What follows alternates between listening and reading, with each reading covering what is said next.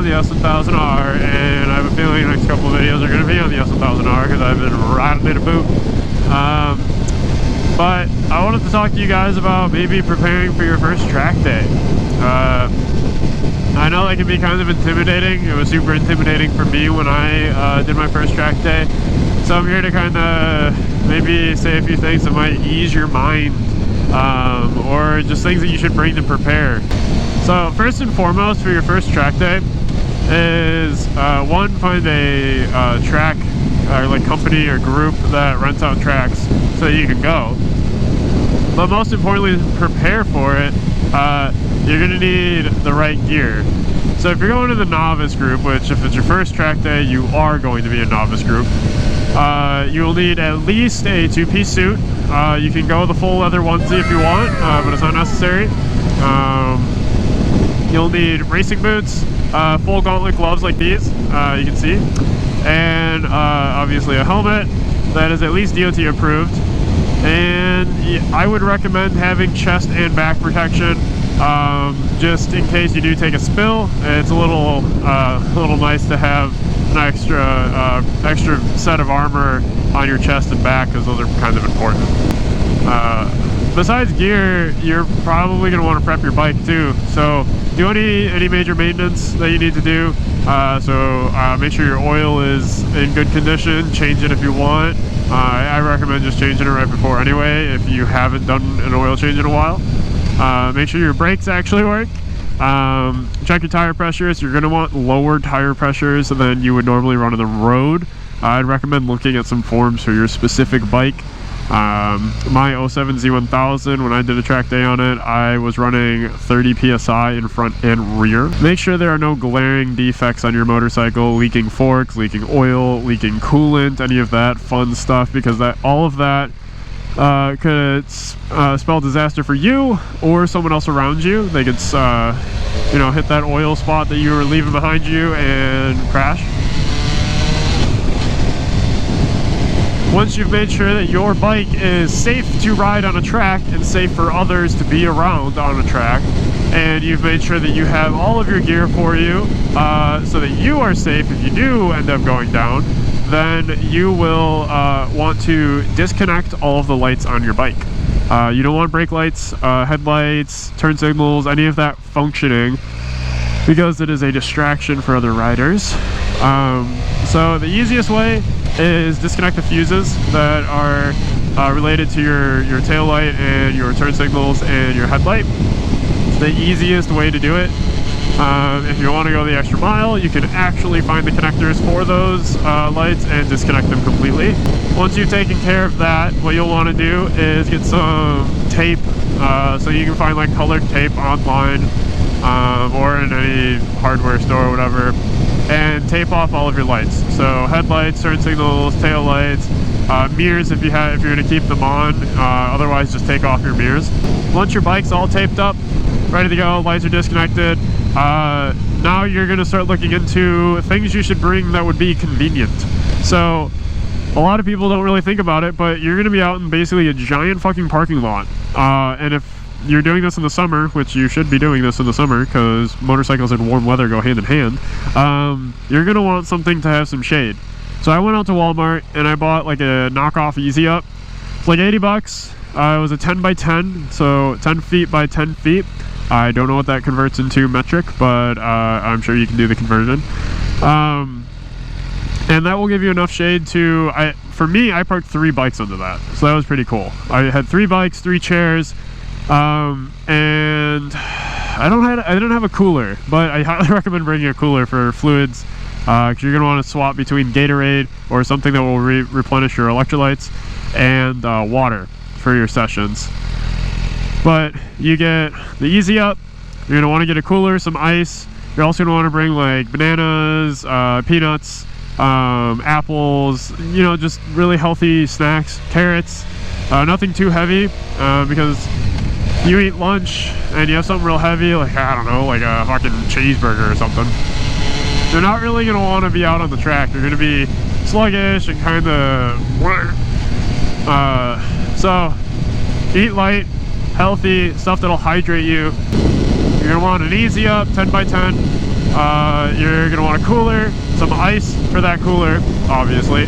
You're going to want to fill that cooler with your choice of electrolyte replenishing fluids and water, with some fruits and some easily eatable, edible vegetables, just to kind of keep you going throughout the day, keep your energy up, but not make you sluggish and feel gross. You can go the extra mile, and you can bring some stands. So if you have stands for your bike, go for it. If you do any maintenance, it might make it a little easier. So like lubing your chain or whatever. But you should have all of that done and in check before you go to the track. You don't really want to be doing maintenance on the on your, like, in between your sessions, because you're going to want to relax or like focus on what you messed up and what you want to improve on. Good practice is just to bring an extra quart of oil, or whatever oil you're using. If you're going to be at the track, you're going to be running at higher RPMs, there's a chance that you could be burning some oil. That just happens at higher RPMs. So definitely bring that with. It's good practice, and it would suck for you to be low on oil and not want to, not go out on the track and waste your track day, or half track day, or quarter, or whatever. So those are some good items to bring to your track day.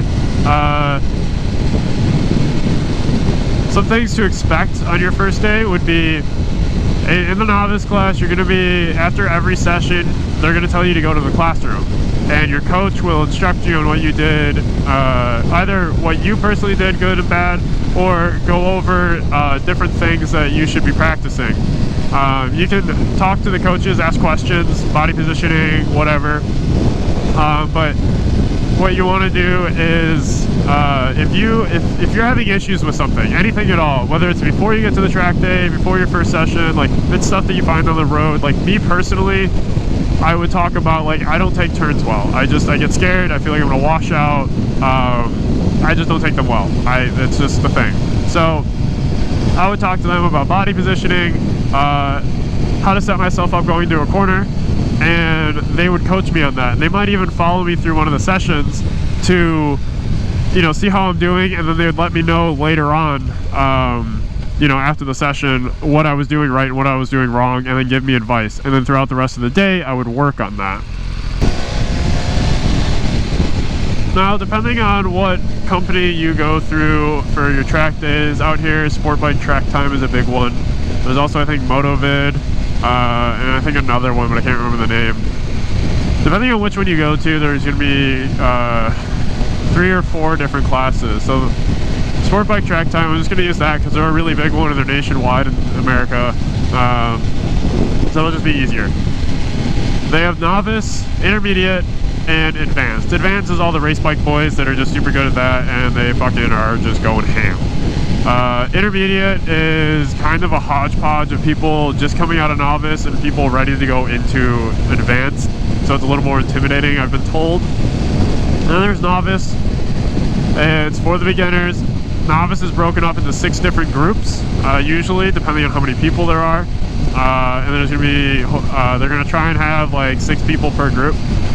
And each group is gonna have a coach that is in charge of that group and to keep an eye on those people. You will not be able to pass until later in the day, and you will only be able to pass in straightaways and not turns. So that is something to prepare for. You're not going to have to worry about having someone fly by you in a corner. But for me, it put a little bit of pressure on me because I was the slowest there. And I'm not ashamed of that. I was slow, and I always am slow, and I'm working on not being slow. So, I'm not ashamed of it. You shouldn't be either if you end up being the slowest person. And if anyone tries to shame you of it, shame on them. They're stupid. Ride within your comfort zone. And that is, I think, the biggest thing for the track day. Ride within your comfort zone. It is a safe spot to push yourself a little bit, and that's what you're there for. You're trying to push yourself, learn about your bike, how it functions, learn about riding in general, practice your body positioning, but not have to worry about shitty roads like I'm riding on right now, other cars. You don't have to worry about people pulling out in front of you. It is a safe zone, and if you do crash, yeah, it's gonna suck because your bike's gonna be fucked up, but there's runoffs everywhere. Like, you're usually in the middle of a field for tracks, so your bike will slide, you'll probably hit some sand, maybe you'll roll or whatever, but you're in full armor, you're good. Like, you're more than likely going to be safe, unless it's a really bad crash. So I don't think you need to worry about other people around you being too slow, whatever. The coach is there. They know you're a novice. They know it's your first track day. You can talk to them and let them know if you have a worry. But usually coaches are pretty good on coaching and making sure that you're comfortable. A big thing that you want to do is to do the track walk. So the day before your track day, if you're out there, so like for my track day, I was there the day before because I was doing it with work. So we were lucky enough to be there the day before, and I was able to go out on foot and walk the track. One of my coworkers, he had ridden that track a bunch. He races with Arma, so yeah, he's a cool guy. But he told me which corners I should be doing what at, and where I should start braking, where I should start leaning, all, like, everything. Like, he went in depth. I had a physical track map, and so I wrote notes down. And if they offer that, if you have the opportunity to go the day before, and they offer you to go on the track and walk it with someone that knows that track, I highly recommend it because it helped me a lot. It's amazing how large the track is. You might be a little tired after walking around, but it helps so much. And it's really nice because on a bike, on a track, you're going fast, and you might not be able to soak in all the details of the track. Walking around it, you can see potholes or different like bumps or elevation change, all of it. It's really nice, and it really will help you out. I have to say, last thing about track day preparation, go out, have fun, and learn a few things. A lot about the track is learning. You're constantly going to be learning on the track because there's always going to be someone better than you, no matter where you are. So go out, have fun, enjoy yourself. It's a blast. Even if you are a little nervous, you're going to have a great time. Just make sure you come prepared. Leave a like if you like this video. And drop a comment if you've done your first track day or if you're preparing to, and let me know what bike you're riding there. And also make sure you subscribe. Thanks guys, and have a good one. Peace.